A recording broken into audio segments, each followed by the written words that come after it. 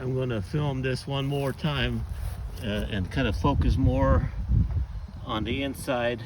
This is the top. This side of the box was mounted on the top. This side was mounted on the bottom, and this was the left side, and this was the right side. The left side and right side, and this is the top.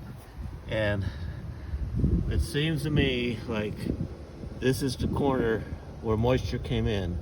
It's actually kind of darkened in spots there where the seam is, and I don't really see any signs of moisture on the outside there, but on the inside it just seems like that's kind of where it started. Maybe the other corner here doesn't exhibit anything like that.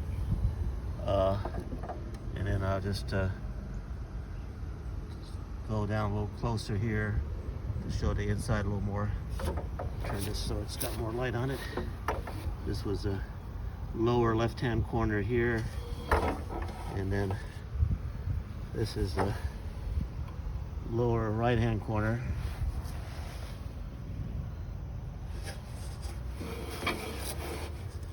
And again, this area here is clean from until it gets down to where the water was pulled up.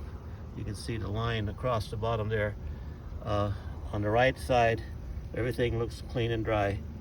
No visible damage of any water leaking on that side.